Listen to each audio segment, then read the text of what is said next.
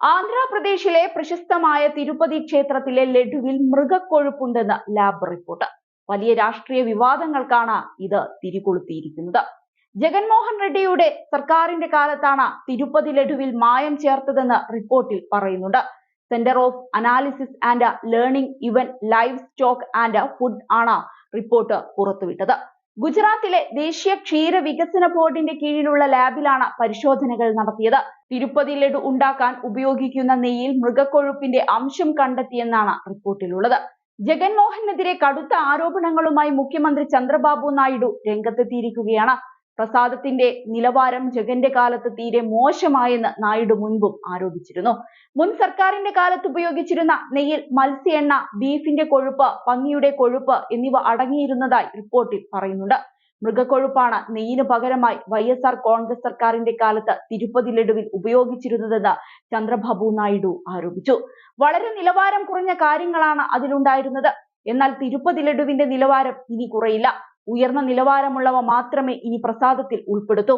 നെയ്യിന്റെ കാര്യത്തിലടക്കം മാറ്റങ്ങൾ ഉണ്ടാവുമെന്നാണ് നായിഡു പറഞ്ഞിരിക്കുന്നത്. അതേസമയം ചന്ദ്രബാബു നായിഡുവിന്റെ മകനും ആന്ധ്രാപ്രദേശ് IT മന്ത്രിയുമായ നര ലോകേഷും ജഗനെതിരെ രംഗത്തെത്തി.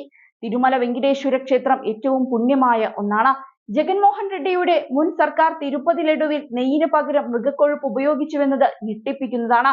ജഗന്റെ സർക്കാർ കോടിക്കണക്കിന് ഭക്തരുടെ മതവിശ്വാസത്തെ ബഹുമാനിക്കുന്നില്ലെന്നാണ് നര ലോകേഷ് തുറന്നടിച്ചത്. കേന്ദ്രമന്ത്രി രാംമോഹൻ നായിഡുവും YSR കോൺഗ്രസിനെതിരെ രംഗത്ത് വന്നു. YSR കോൺഗ്രസ് അഴിമതിക്കാരാണെന്നറിയാം, എന്നാൽ തിരുപ്പതിയോട് അവർ ഇങ്ങനെ ചെയ്യുമെന്ന് കരുതിയില്ലെന്നാണ് രാംമോഹൻ നായിഡു പറഞ്ഞത്.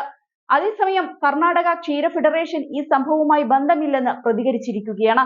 നിലവിൽ തിരുപ്പതിയിൽ നെയ്യ് വിതരണം ചെയ്യുന്നത് കർണാടക ക്ഷീര ഫെഡറേഷനാണ്. മുൻ സർക്കാരിന്റെ കാലത്ത് ഞങ്ങൾ നെയ്യ് വിതരണം ചെയ്തിരുന്നില്ലെന്നും അവർ എടുത്തു പറഞ്ഞു.